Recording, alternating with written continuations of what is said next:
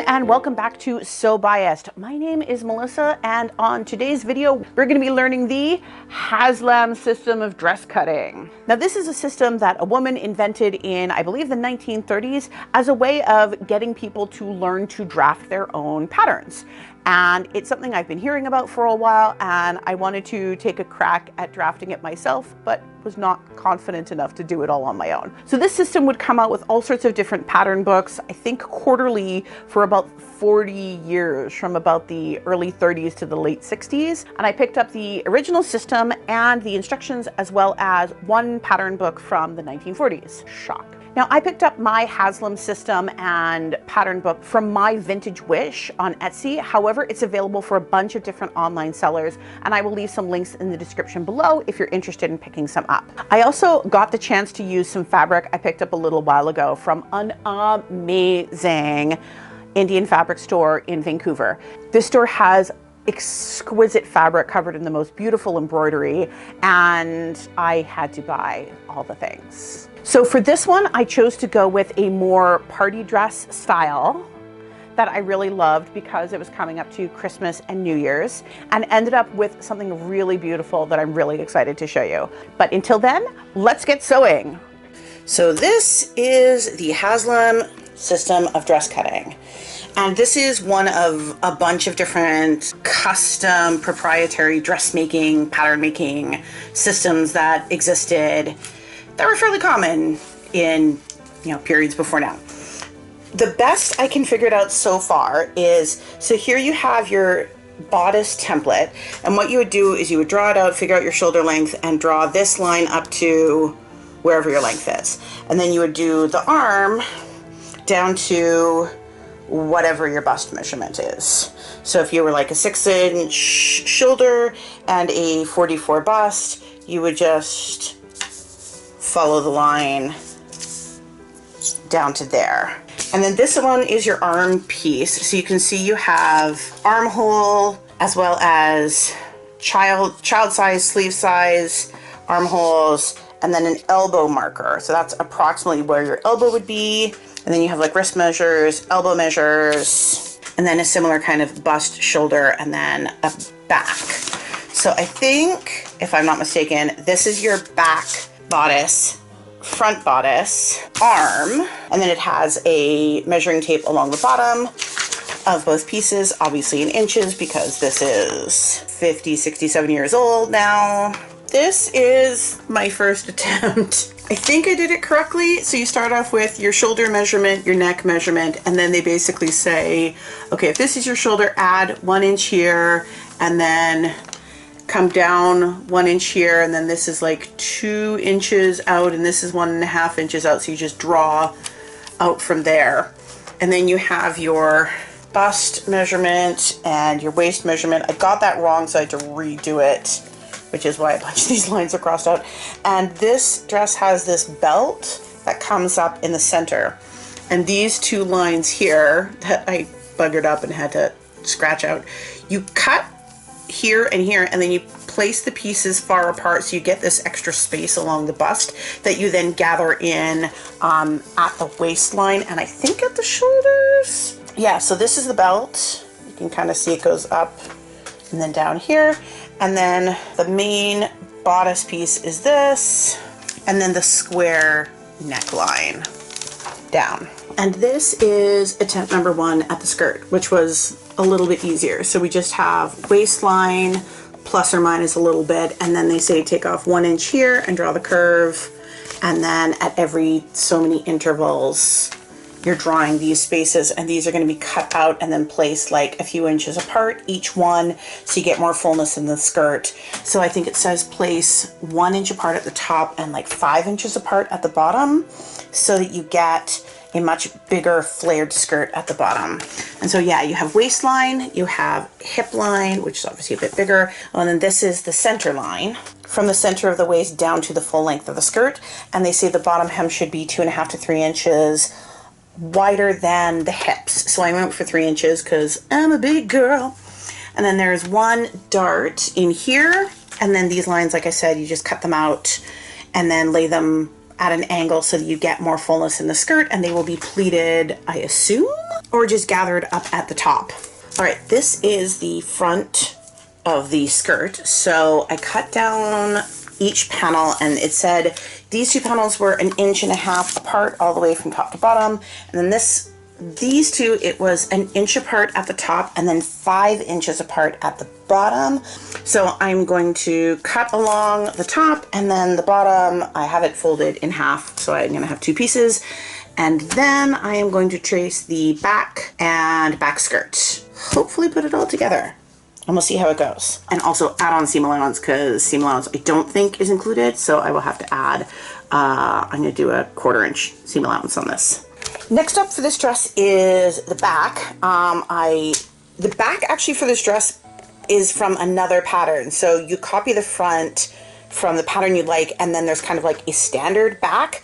This is upside down in case you're wondering. I use the green as my mock-up fabric because that way I'm not going to mess it up with anything else. So I buy the most garish color of just cheap broadcloth for mock-up fabric, and that way I'm always going to remember what it is because I'm dumb. So this is the back. I'm cutting it on the fold, and then I'm going to sew it together. I cut out the skirt back, which is just kind of a standard skirt with nothing fancy in it. And then I'm going to sew this to the skirt and then sew front to back just on one side and then check for fit after that's all done. Okay, first mock-up is here. I must say I really like the front of this. I think it's very cute. I cut out the neck to be more of a V-neck, and I think I'm going to let it out in the center because it's still a little bit too small, but and then take it in a little bit here so that it actually holds still and we don't get all this bagginess. The arms, I already took about 1/2 inch off the arms and they're still like way too tight, but so I'll take a bit more off the arms. But I like this. It sits under the bust nicely. It's a cute belt. I'm going to add a little more to the hips though, so we get a bit more swish, but I love this front pleaty thing. I may actually add a little extra just so I get like a 3rd pleat, so I think that would be really cute. But yeah, arms are way too tight. This is ridiculous. But yeah, love the pleating at the top. Or actually, no, sorry, it's not pleating. It's gathering, and then gathering at the bust as well. Now this is the fabric I'm gonna make the dress of, and the whole bottom has this beautiful embroidery along the bottom, which is gonna make things interesting because I don't want to cut off the scalloped edge. I want this to be the bottom of the skirt, which means all of the bits that I've cut out that are angled, I can't use. So I may have to do some fiddling at the waist so that everything lines up perfectly, but I want all of this to be at the bottom because look how beautiful this is. Oh, I need this. And then I'm gonna use this is also embroidered, and this is all gonna be the top, and I'm gonna hopefully have enough of the bottom left over when I'm done cutting out the skirt, and I'm gonna also use this for the sleeves. And I think this will be a really just beautiful little cap sleeve thing. All right, okay, so I'm gonna lay out the pattern pieces and make the adjustments and get started making a dress. I'm gonna add a little bit extra just so I have room to play with because I can't get more of this fabric. All right, let's start cutting.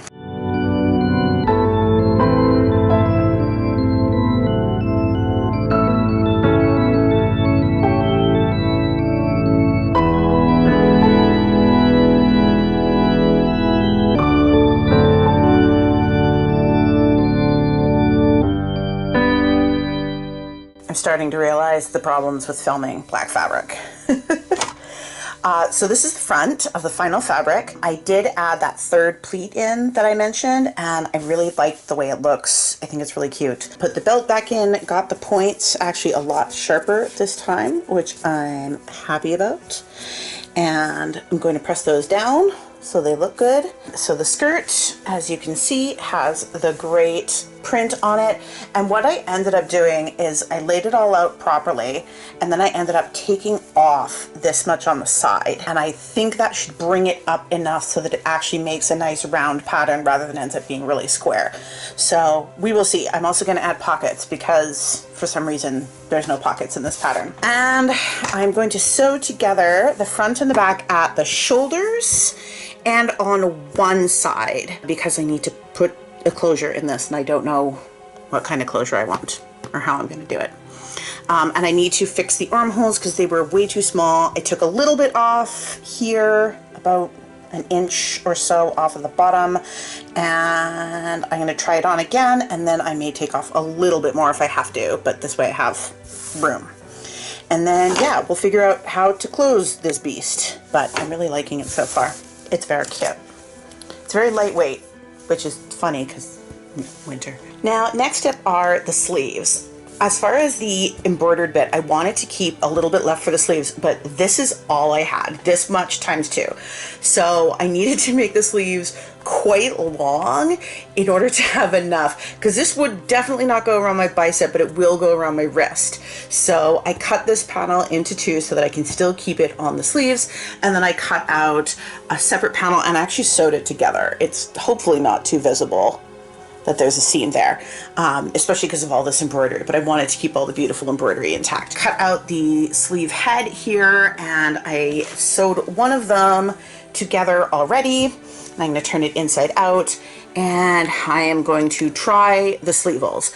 Remember, they didn't fit so great, so there might be a little pinning and repinning and trimming around the armholes, because there was, you can even see it a bit here, is that the armholes are a little puckery and too big. So I am going to pin on the arms, make sure they fit, make sure I can actually get my arms through them, and yeah, then sew them on. Now, I just did one, hopefully, last fitting, and I noticed that my arm side is way too far past my shoulder. So this is where my actual shoulder is, and this is where the seam for the arm is. So what I'm going to do is I'm going to detach the sleeve, I'm going to fold this over, and I'm going to stitch along this line, and that's the same on both sides. And I'm going to take off the arm and fold this in and restitch it there, as well as it doesn't come down very low on me because I am a larger person with big boobs and a big torso. So I am going to sew at this line here, take in the V-neck a little bit just on this point here. So I'm just going to fold it in and hem it lightly with just a basting stitch just to make sure it's at the right place, because I don't want to trim it. And then, yeah, I will do a final fitting and seam finishing only here. Because of all the lovely embroidery, I don't have to hem the sleeves or the skirt because it is all nicely finished, which is great because I'm lazy.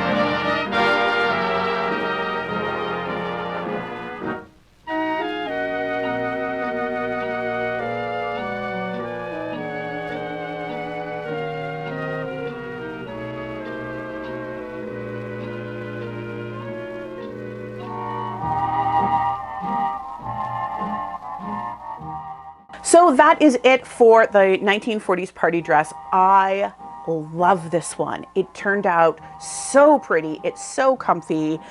Yes, that photo shoot was freezing cold.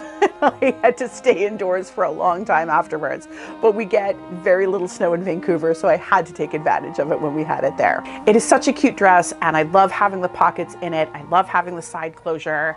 I'm actually able to get in and out of it without getting stuck, and I'm super pleased at my first actual dress drafting. It went surprisingly not terrible. So let me tell you, if I can do this, you can definitely do this. You don't have to use the Haslam system. There are other systems out there you're welcome to try, but I definitely think I'm going to be using this one again because I'm actually really pleased with how I was able to do this. If you like this video, please like and subscribe. If you haven't done so already, please share the video with anyone you think might like it. Please leave a comment, tell me what you think. Any interaction you have with a video helps the algorithm to pick it up, so anything you can do is greatly appreciated. Tell me what design you think I should try next. If you have any ideas for future videos, or if you have any projects you're working on, I would love to hear about them. I have a bunch more projects in the works, as well as some more of the World War II Sewing Challenge videos coming out, so follow my playlist on the World War II Sewing Challenge as more videos are getting added to it all the time. Until then, I hope everybody stays happy and healthy, stay safe, take care of each other, and we'll see you all soon.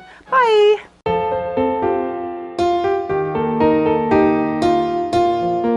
Give it a good whack. Yeah. Like, no, a really good solid whack so that it'll fall for a few seconds. Ready? Yeah. Right down the cleavage.